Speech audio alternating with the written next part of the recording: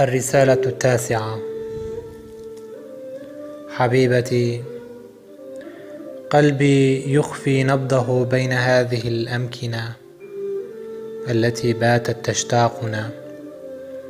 مواعيد الحب ماتت دون نبأ في ذاكرة ركنت للصمت. أصعد برؤاي للسماء، أنادي النجوم والطيور المنفية بين السحب، تلك التي كانت بيننا تتعايش بحرقة مع آلامنا. وأسير بلا هدى لتلك الفراشات البيضاء، أحدث الحقول وأرتشف حيرتي حين أنحني لفروع الياسمين التي كنا نناجي بعضنا قربها لحظة نشتاق لبعضنا. خارج أماكن الصخب أسترسل بالشرود الممرغ بالعزلة الأكيدة، أحلم بهدوء بعيدا عن أي ألم، أفكر بعزلتي بوحدتي، وكأني أستعد لاستقبال الموت. لا حياة بدونك، لا أمل خارجك، لا ربيع من بعدك، لا وفاء لامرأة سواك. سأنحني للضياء، لعودة العصافير والطيور المهاجرة. كيف جعلت من الدموع للحظة ما فصلا ماطرا، وجعلتها بين قصائدي بركة ماء. تحرسني ملامحك، كيف لي أن أحلم بدونك؟ كيف سأعيد رسمك في ذاكرتي دون أن تكوني قربي، دون أن ترافقني خطواتك أثناء مسيري؟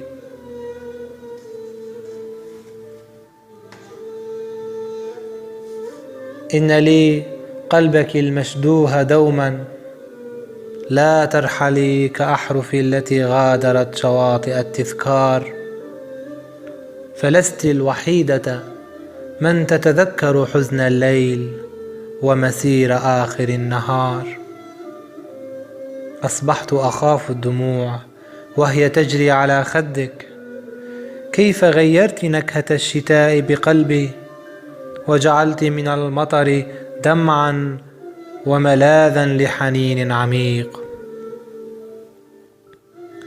تطير حمامات الصباح بعيدا، لكنها تبقي بعضا من زغبها على سريري. أبحث عنك بين تساقط المطر في سجلات الخريف وجداوله السوداء، وأختفي رائحتك بينما أمضي على الدروب الموحلة، أو حين أضم الزنابق المبللة بالندى والمطر. سحرك أرق الغروب، روائح أشجار السنديان تختزل رائحة جسدك وهي تشتعل سحرا. كيف لعينيك أن تختصر المسافة الطويلة بين الشرق والغرب؟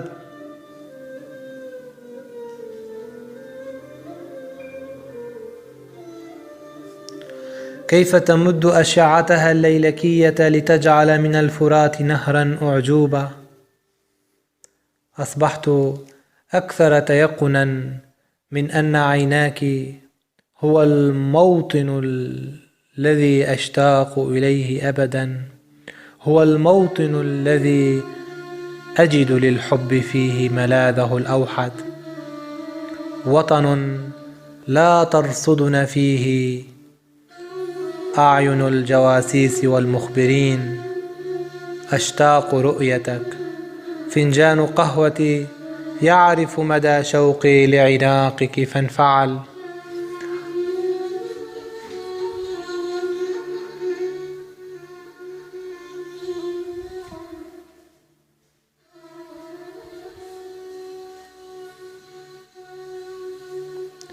رسم قلقي على بنطال الأسود منسكبا، هذه دقات قلبي تنتظرك، فلا تحسبيها تذهب دونك.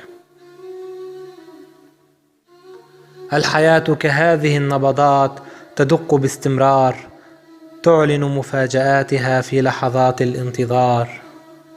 قلبي بات ملاحقا من مفرزات الأمن التي يرسلها طيفك العابث بي. من أجلنا نثر الشتاء المطر على حقول لم تودعها لقاءاتنا، لم تزدها همساتنا إلا اخترارا وازدهارا وحياة. معا مع المطر في ساعة السهر، كمجانين الليل نبتاع قبلا. أشاركك الصمت والتأمل، عهدتك فصل حب مبلل بالندى وغابة ورد وعنب. أخضت في شفتيك قوس قزح بقبلة حزينة تترجم معاناة العاشقين في البقاع الآسنة. يثيرني صمتك الطويل العابق المخفي في ظلام الليل، رعشاتك تتسلل من بين الأبواب المغلقة إلي. من سواك بوسعها أن تفجر براكين الروح؟ تراجعت أحلامي وبقيت للحلم الأخير. مشتاق حتى الموت أن أسمع صوتك يهز العالم القاتم المجهول. اعتاد الليل خنقي، أنت التي تغيبين تختفين. أحرقت بساتين القلب، وها أنت ذا تعتذرين ومني الآن تهربين. لا تهتمي كثيرا لأصوات المارة، فصوتنا أجمل صوت، وحياتنا هي لنا أجمل حياة. اقتربي نحوي لخطوة ونظرتين، فالوطن ينتحب في بيوتنا، يخاف من مناظرنا، يتناثر دمعا في دفاترنا. خبأت الندى مناديل دمع في دفتري، ولم أزل عاشقك. لم أخف أبدا من محاولاتي في رسم وجهك على حيطان البيت. اقرأي حزني في زوايا غرفتك، اكتبي جيدا عن ملامحي، فإن رأيت الحمامات هاربة فاهربي معها. هذه زوايا غرفتك، وسادتك تحرض ذاكرتك على البكاء لوحدك. فاسجري المكان واتركي أوهامك، واستسلمي لصراخ الحب لحظة العناق بجسدنا الناري. تفنيني نغمة صماء في خفقاتك. تمنى قلبي ذات يوم أن يكون فراشة على ضفائرك، دبوسا أزرقا في فستانك المزركش السماوي، شريط حرير يلتف بخصرك. في غشاء الخوف ما زلت تسكنين، وفي أبجدية الكبت تعيشين. أضيئي لي من عالم الأسرار في تلك النجوم بين الغيوم. ببالي أنت لؤلؤة بحرية، ببالي أنت أنشودة طويلة تموج في بحيرة كسمكة صغيرة. يا ابنة الوجود المدللة، تتبعك الطيور حتى هنا، والنهر الغجري يجري بنعومة بين نهديك وصدري. أنت نسمة تتخفى بين السنابل، بين الأشجار والسلاسل الذهبية التي يحاصرنا بها الضياء.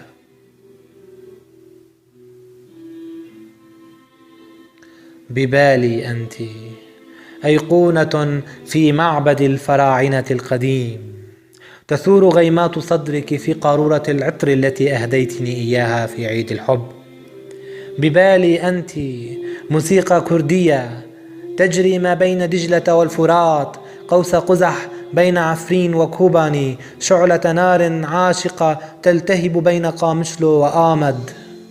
ببالي أنت حلم صغير حلمته طفلا، حلمته شابا، زغرودة نسائية ورنين أجراس الكنائس لحظة الميلاد.